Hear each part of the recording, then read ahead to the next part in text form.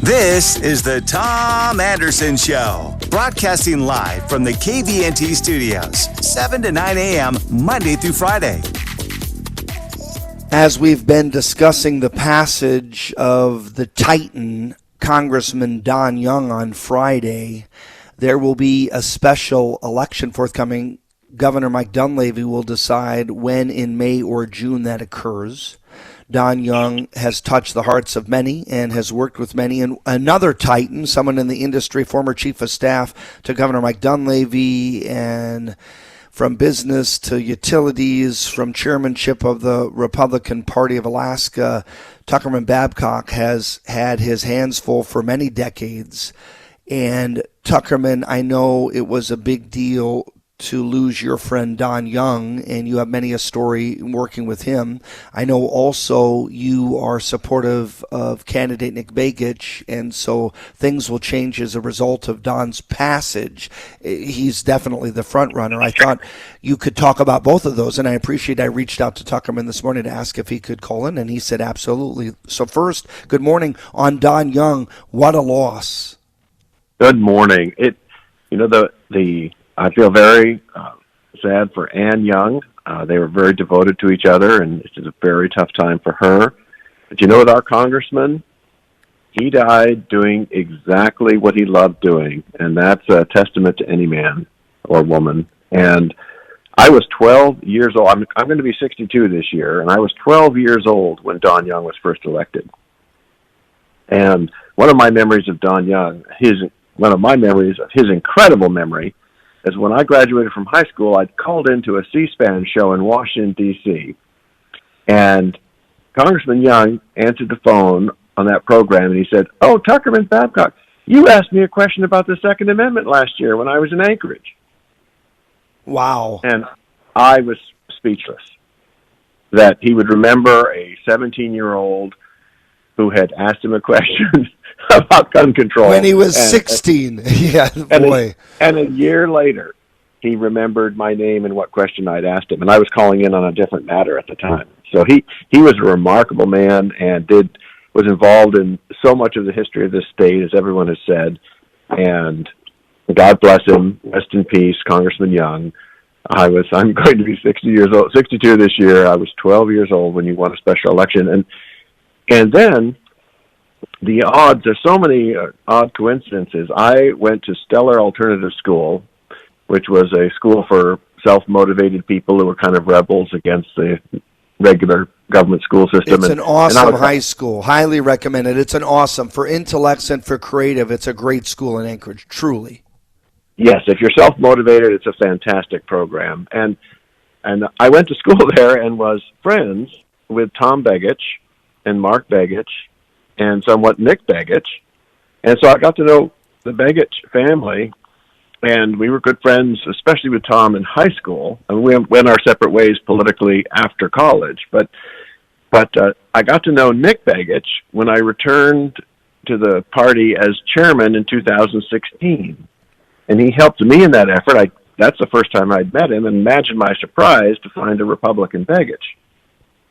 Of course. Over the years working with him, I was convinced of his integrity, of his sincerity, his story, and he got quite a lot of help to me in the Republican Party as co-chair of our finance committee, and then he served on the MTA board, and I got to know him personally, and I think, for the future, I think Nick Begich is an amazing choice. When you look at how and this is the elephant in the room, no pun intended, Republican mascot, he was in the role that Senator Revak is in with Don Young now, and he was there, and so was Ashley Reed, the lobbyist, and Truman Reed, who Ashley is grooming his son to be, I guess, a campaign consultant or manager, and that's fine, and that's fair, but they crossed over to Team Nick Begich against Don Young. Did that sit well with you? Even though you support Nick Begich, I presume you didn't like that part of the scenes. You know what I find? If you were to ask Congressman Young that question, he would say, everyone has a right to run. I'll take on all comers. I've defeated everyone who ran against me for 50 years. I'm not worried about it. And I think that was his attitude right up to the end. And he always said for years, even when he had very, very close primaries with Virginia Collins back in the early 90s, or beat Sean Parnell by just about 300 votes statewide, Don Young was always willing to take on any comers and let everybody run and may the best person win. And he was convinced he was the best person, and for 50 years he was.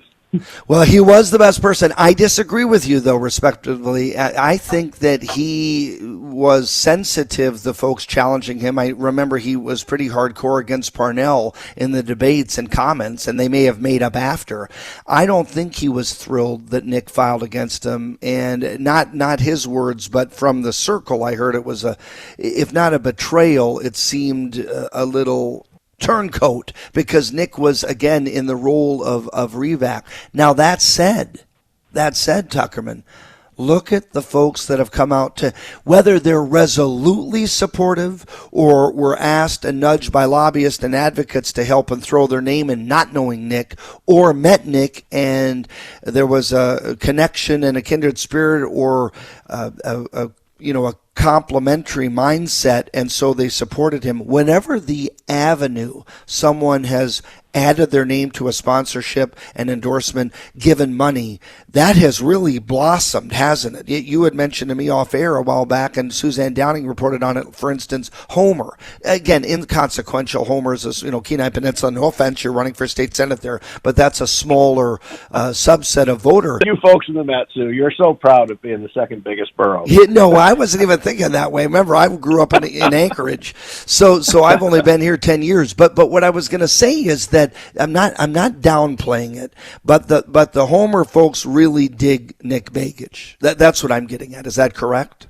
The Republicans? On Saturday they had their district convention for the Republicans, and it was the highest attended convention in the state of Alaska. Over 100 people attended the local convention, and they heard from Nick Begich, who'd arranged to speak to them before the passing of Don Young, and he just kept his commitment. And then they voted unanimously in Homer to endorse him. And then the Kenai Republican Women's Club also voted unanimously to endorse him.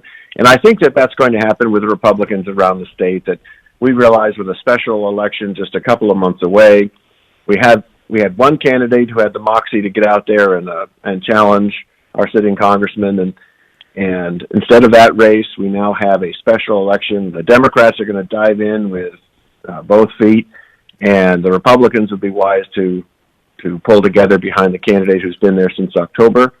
We would have appreciated a contest between Congressman Young and Nick Begich, but that is not to be. Now we have a special election with Nick Begich versus the Democrats. Talking with Tuckerman Babcock, former Alaska GOP chairman and former chief of staff to Governor Mike Dunleavy, among other many positions over his many years in Alaska and leadership. Two quick questions, and then we'll bounce you and we'll get you back in the future. You're also a state senate candidate, and I'm very supportive of that on the Kenai Peninsula, and we can come back. We have a nice YouTube video of that interview, and I appreciated you giving us time. But two quick questions. One, Elise Gallen, why do you think she's not running for Congress? She runs all these years, and then right when there's an opening, she doesn't. I would presume because Christopher Constant already has the leg up.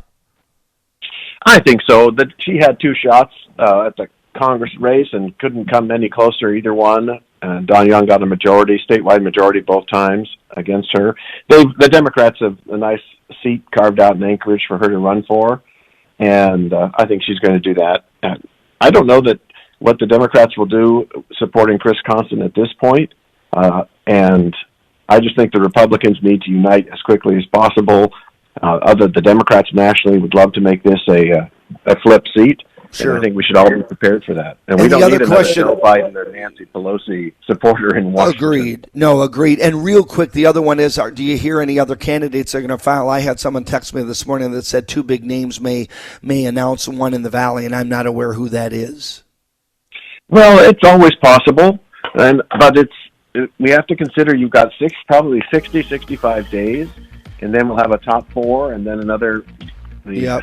You better have money if you're going to do it, because that's very quick. By the way, conversation. Yeah. Jonathan Christ Tompkins out in Sitka. I'd love to see Dr. Richard Ween, MD, run for that one. You connected me with him years ago, and that's a... Yeah, he's a great candidate. He would be a great candidate. He really would. Of course, Kenny Scaffelstad's already filed. He's run a couple times. That's Dr. right. Ween is chair of the medical board in Alaska. It'll be a challenge. Tuckerman Babcock, always a pleasure. Thank you for your kind words towards Don Young. Thank you, sir. We're going to bounce you to Charlie Kirk nationally, everybody. So enjoy your Monday. Drive safe. God bless Don Young's family. Thank him for his service.